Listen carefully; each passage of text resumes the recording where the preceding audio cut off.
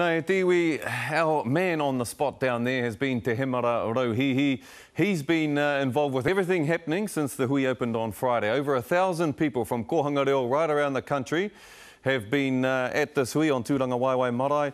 As you've just heard from Tukuroirangi Morgan and Derek Fox, it seems that there are a few positive things happening. There's going to be a working group, an emissary group set up. Now this group that Derek has just alluded to will be 6 people, although we have here there could be between 4 and 6 people.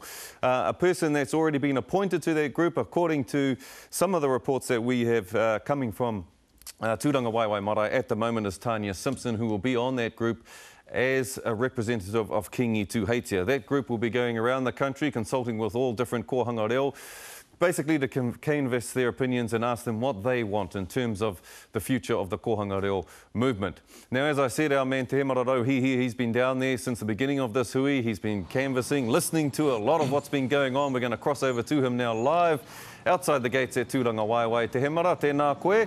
Is it true? Derek Fox and Tukuroirangi Morgan have both said that there's been a unified approach, that everything's been quite positive around this hui. From what you've heard over the last 2 or 3 days, is that true? Is the Kōhanga movement unified?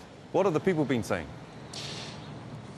I tōna timatanga I whakatakotori e tahi kaupapa ko ngā te mamai tonu I te taha kia Mataatua mō tītoki e rā mō kōrero. Hoi anō I tēnei rā kua ahua mahea e rā raru te ahunei kei te ka noho tonu a Mataatua ki tō rātou taha.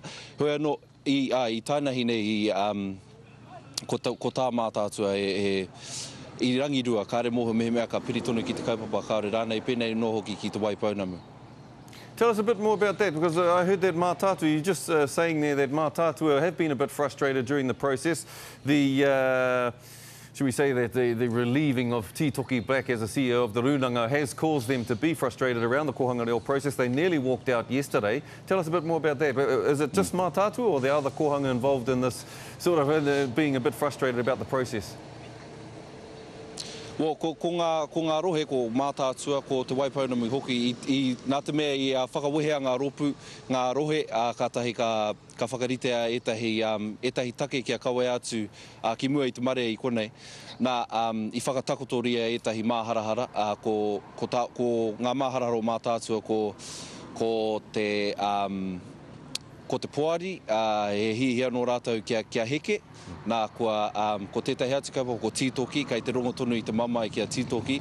Ko tētahi atu he tini I ngā kōrero o te kawenata rātu ko te deed. Kua metia ko te trati, kia ora, ko te trati te mana matua, e hoi anō kei te hihia ke Mataatua. Me te Waipounamu hoki, ko rātou hoki etahi mea I whakatakotoria etahi o enei take. Hoi anō, I tēnei rā te ahua nei kua ahua tau te mauri mo tēnei wā.